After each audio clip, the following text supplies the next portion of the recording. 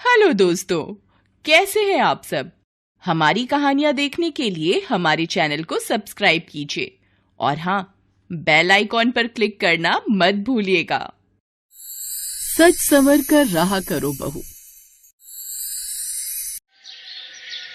नई नवेली बहू महक ब्याह कर अपने ससुराल आई। उसके ससुराल में उसकी दादी, सास, ससुर, ननद और पति थे। महक ठाकुर परिवार की इकलौती बहू थी, जिस कारण सभी उसे खूब लाड प्यार करते हैं। खासकर जब वो बंठन कर आती तो सभी उसकी तारीफ करना नहीं भूलते। हाय, नजर न लगे मेरी चांद जैसी भाभी को। इस गुलाबी रंग की साड़ी में क्या जच रही हैं आप। सच कहा महक, 16 श्रृंगार तो तेरी खूबसूरती में 4 चांद लगा रहे हैं। हाँ तो वाइफ किसकी है? हाँ, पता है तेरी है, लेकिन चॉइस तो मेरी ही है। महक की शादी के शुरुआती दिन बहुत अच्छे थे। वो हमेशा सज सवर कर रहा करती थी। उसके पड़ोसी भी उसकी खूब तारीफ करते थे। भाई बहू हो तो यमुना की बहू जैसी हो, कितनी सुंदर दिखती है। सब्जी का थैला लेकर बाजार से लौट रही यमुना जब ये बात सुनती है तो उसे भी बड़ी खुशी होती है। फिर कुछ दिन बाद निखिल और महक हनीमून के लिए मनाली चले जाते हैं। हनीमून से लौटने के बाद यमुना महक को घर गृहस्थी संभालना सिखाने लगती है। देख बहू, कल से सुबह जल्दी उठना और घर के सारे काम देखना। पूजा पाठ से लेकर खाना बनाना, साफ सफाई, सब तुम्हारी जिम्मेदारी है। सब मैं अकेले? हाँ, क्यों नहीं,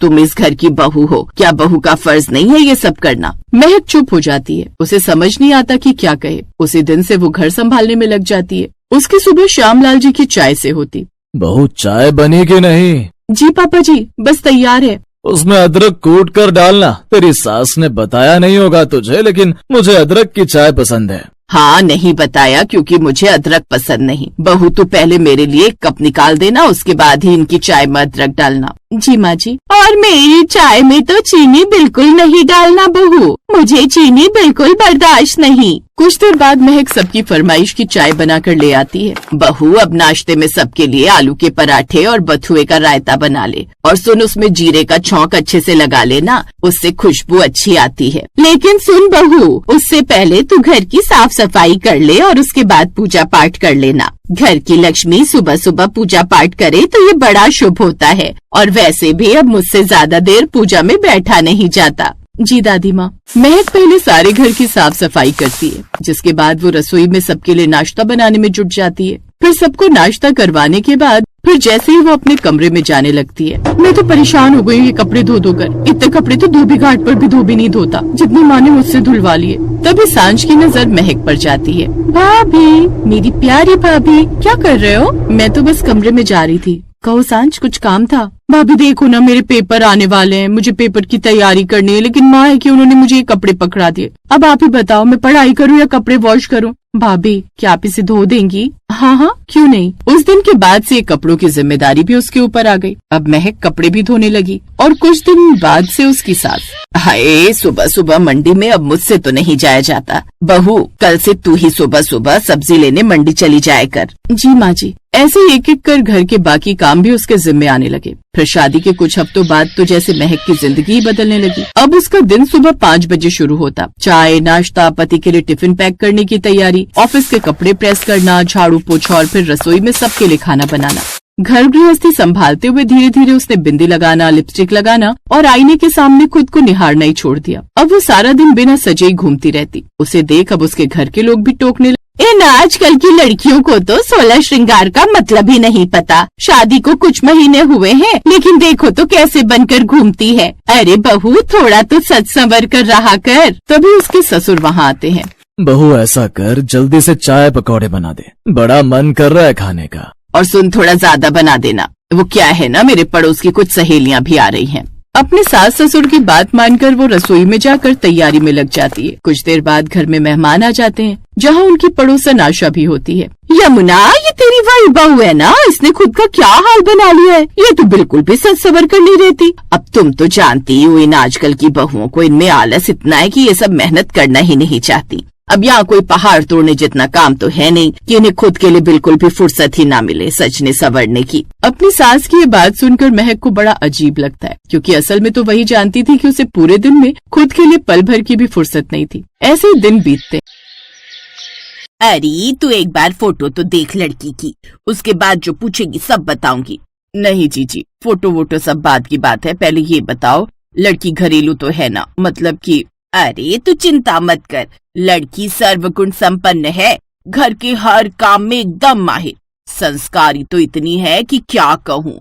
और सोने पे सुहागे वाली बात ये कि महीने की बढ़िया सैलरी भी उठाती है, IT कंपनी में जॉब करती है और बस हो गया जीजी, इससे आगे कुछ ना ही बोलो तो अच्छा है। हैं? अरे पर अभी तो मैंने सब कुछ बताया भी नहीं, जो नहीं सुनना था वो तो बता दिया ना आपने। अरे क्या खाक सर्वगुण संपन्न लड़की होगी ये, जो हर रोज घर से बाहर 10 आदमियों के बीच उठती बैठती है। ये तू कैसी बातें कर रही है मंदू, तेरा ऋषभ भी तो IT कंपनी में जॉब करता है और उसके साथ भी तो कितनी लड़कियां काम करती हैं, और उन लड़कियों के रंग ढंग देखकर ही मैंने तय किया है कि मैं अपने ऋषभ की शादी ऐसी लड़की से करूंगी जो घर को मंदिर समझे और घर वालों को देवता समान। ऋषभ के जन्मदिन पर देखा था मैंने उन लड़कियों को, एक से बढ़कर एक बेशरम, आदमियों जैसे कपड़े पहनकर कैसे तू तड़ाक करके बातें कर रही थी मेरे ऋषभ से। छी छी छी। ओहो मंदू, तू भी ना गांव से शहर तो आ गई, पर अपनी गांव वाली सोच भी साथ ले आई। यहाँ शहर में ऐसा ही चलता है, लड़कियां बाहर नौकरी भी करती हैं और घर भी खूब अच्छे से संभाल लेती हैं। क्या खाक अच्छे से संभालती हैं? अब दूर क्या जाना, आप खुद अपनी बहू को ही देख लो। हाँ तो क्या बुराई है मेरी बहू में, अच्छी तो है। हाँ अच्छी है, लेकिन बस बातें बनाने में, सारा दिन फोन पर पटर पटर पटर, और घर का सारा काम तो नौकरों से करवाती है। ऐसा नहीं होता है मंदू, आरती घर से काम करती है तो उसे फोन पर ही सब कुछ संभालना होता है। और रही बात नौकरों की तो बस करो जीजी, मुझे आपसे कोई बहस नहीं करनी, और आपने मेरे ऋषभ की चिंता छोड़ी तो मैं खुद ढूंढ लूंगी अपने लिए सर्वगुण संपन्न बहुरानी, जो आपकी आरती से तो बेहतर ही होगी। ये कहकर मंदाकिनी मुंह बनाते हुए अपने कमरे में चली गई, और तभी मंदाकिनी का इकलौता बेटा ऋषभ, जो काफी देर से पर्दे की ओट में छिपा खड़ा था, बाहर निकला और अपनी मौसी के पास जाकर धीरे से बोला, क्या यार मौसी, यहाँ तो बात और बिगड़ गई। अब तेरी माँ की बुद्धि ही बिगड़ी हुई है तो मैं क्या करूँ, शुक्र मना कि मैं चुप रह गई, वरना आज तो यही हो जानी थी महाभारत। लेकिन अब मैं कभी मंदू से इस बारे में बात नहीं करूंगी। बताओ, मेरी बहू कोई बीच में ले आई ये तो। अरे नहीं मौसी, एक आपका ही तो सारा है, वरना बंधु के लिए मेरा मतलब है कि वंदना के लिए माँ तो कौन तैयार कर पाएगा। दुनिया की कोई ताकत नहीं कर सकती। तेरी माँ को बचपन से जानती हूँ, बहुत तड़ियल है वो। उसने तय कर लिया कि वो नौकरी वाली मॉडर्न बहू नहीं लाएगी तो बस वो नहीं ही लाएगी। मेरी माँ तो जाकर वंदना से कोर्ट मैरिज कर ले, बस तब ये कुछ नहीं कर पाएगी। कैसी बात कर रही हो मौसी, माँ को इतना तो मैं भी जानता हूँ, अगर मैंने ऐसा किया तो वो कभी मेरा मुंह नहीं देखेंगी। हाँ ऐसा तो हो सकता है, तो फिर तू क्या करेगा बेटा? पता नहीं मौसी, अब तो लगता है वंदना को ही अपना दिल मजबूत करना होगा। ये कहकर ऋषभ बुझे मन से अपने कमरे में चला गया। असल में ऋषभ की माँ मंदाकिनी हमेशा से गांव में ही रही थी, पढ़ने लिखने का शौक था नहीं, तो बड़े होने पर शादी भी गांव में ही हो गई, और फिर बहुत कम उम्र में मंदाकिनी से अपने पति का साथ भी छूट गया। पिता की मौत के बाद ऋषभ ने घर की बागडोर संभाली और शहर में रहकर पहले अपनी पढ़ाई पूरी की, और फिर एक बढ़िया जॉब मिलते ही वो अपनी माँ को भी अपने साथ शहर ले आया। लेकिन अब एक बड़ी समस्या उसके सामने। बंधु, माँ मानने को तैयार नहीं है। आई एम सॉरी बट हमें। नहीं ऋषु, ऐसा मत कहो, मैं तुम्हारे बिना नहीं जी पाऊंगी। मेरे घर में तुम सबको पसंद हो, और तुम एक बार आंटी से खुद जाकर बात तो करो। चलो मैं अभी तुम्हारे साथ चलती हूँ, मैं भी देखती हूँ वो कैसे नहीं मानती हैं। वो नहीं मानेंगी बंधु, मौसी ने तुम्हारी फोटो दिखाने की कोशिश की थी उन्हें, बट तुम वर्किंग हो, ये सुनते ही उन्होंने साफ मना कर दिया। तो इसका मतलब प्रॉब्लम मेरी जॉब है? नहीं, सिर्फ जॉब नहीं, तुम्हारे कपड़े, तुम्हारा रहन सहन, मतलब कि तुम्हारा मॉडर्न होना उन्हें बिल्कुल बर्दाश्त नहीं। आज अगर मैं कोई अनपढ़ गवार लड़की पकड़ कर लाऊं ना, तो वो फट से हाँ कर देंगी। ऋषभ की बातें सुनकर वंदना गहरी सोच में डूब गई। तभी ऋषभ ने उससे कहा, बंधु मैं तुमसे प्यार करता हूँ, पर मैं अपनी माँ को भी अकेला नहीं छोड़ सकता। पापा बहुत पहले ही उन्हें अकेला छोड़कर भगवान के पास चले गए थे, और अब अगर मैं भी। बोलते हुए ऋषभ का गला भर आया था और उसकी आंखें भी नम थी। तब वंदना ने उसे समझाते हुए कहा, ऋषभ, मैं कभी तुम्हारे और तुम्हारी माँ के बीच दीवार नहीं बनना चाहती, बट मैं वो बहू जरूर बन सकती हूँ जो उन्हें पसंद आ जाए। मतलब? फिर वंदना ने वो सब कुछ ऋषभ से कह डाला जो उसके दिमाग में चल रहा था। और फिर ठीक 1 हफ्ते बाद, हेलो जीजी, कैसी हो? मैं ठीक हूँ। तू सुना, आज मेरी याद कैसे आ गई? अरे वो ऋषभ का रिश्ता पक्का कर दिया है ना, तो बस यही खुशखबरी देने के लिए फोन किया था। अच्छा, अब ऋषभ तैयार हो गया शादी के लिए? अरे जीजी, वो खुद ही तो ढूंढ लाया है अपनी दुल्हन। वंदना नाम है लड़की का, बड़ी प्यारी बच्ची है। पर तू कैसे मान गई? मानती कैसे नहीं? मेरा रिशु ऐसे हीरा लड़की ढूंढकर जो लाया है, गांव की एकदम सीधी सादी, बोलना तो जैसे जानती नहीं है, सारा दिन बस घर के कामों में लगी रहती है। सच्ची जी, भगवान ने मेरी सुन ली। अल्लो, असली बात तो मैं बताना ही भूल गई। शादी का मुहूर्त अगले महीने का है, तो आप तो बस सामान बांधना शुरू कर दो। और इस तरह ऋषभ और वंदना की शादी तो किसी तरह हो गई, लेकिन अपनी सास की खुशी की खातिर वंदना ने जो जोखिम उठाया था, वो नहीं जानती थी कि उस पर कितना भारी पड़ने वाला था। अरे बहू, रिशु कहाँ है? जी वो बाहर गए हैं, मैं अभी फोन करके बुलाती हूँ उन्हें। हैं? तुम्हारे पास फोन है? नहीं माँ जी, मैं तो घर के फोन की बात कर रही थी, अब वही जो बाहर हॉल में रखा है।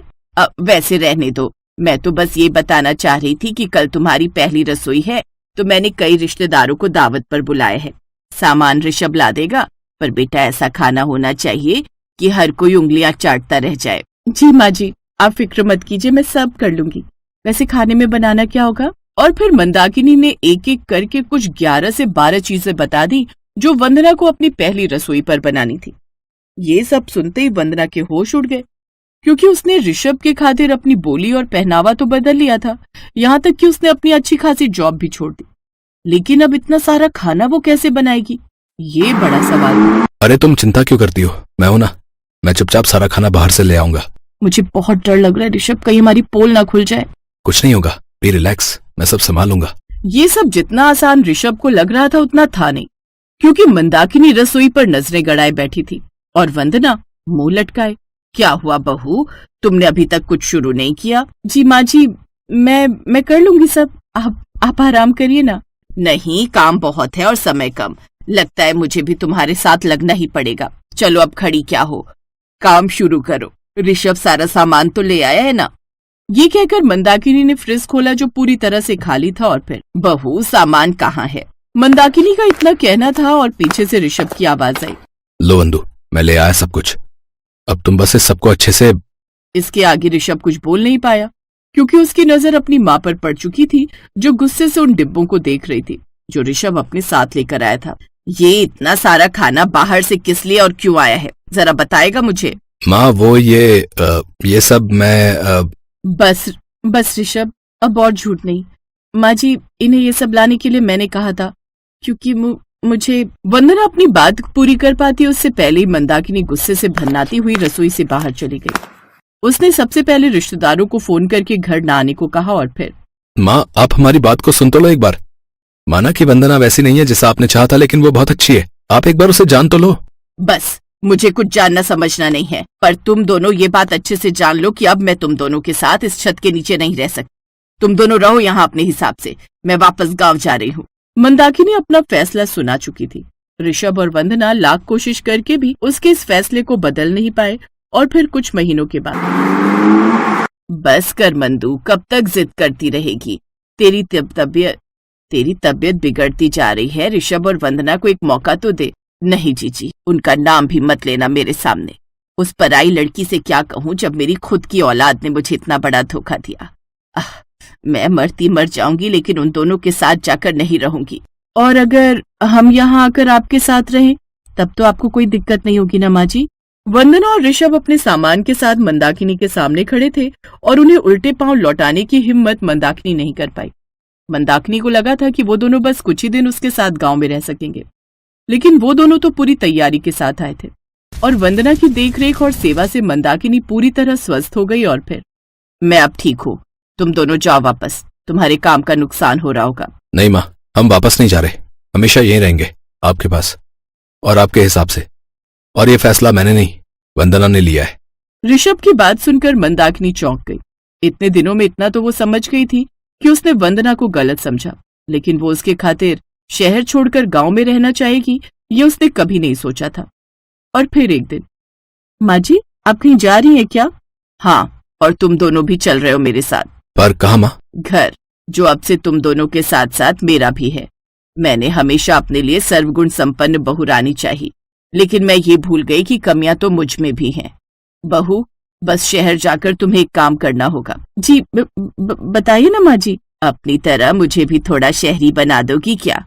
सर्वगुण संपन्न न सही पर एक अच्छी सास तो बन ही जाऊंगी। और फिर मंदाकिनी की सोच के साथ सब कुछ बदल गया। वंदना को अब खुद को बदलने की जरूरत नहीं थी और मंदाकिनी खुद को बदलकर अपने बेटे बहू के साथ खुश थी। हेलो दोस्तों, कैसे हैं आप सब? हमारी कहानियां देखने के लिए हमारे चैनल को सब्सक्राइब कीजिए और हाँ, बेल आइकॉन पर क्लिक करना मत भूलिएगा।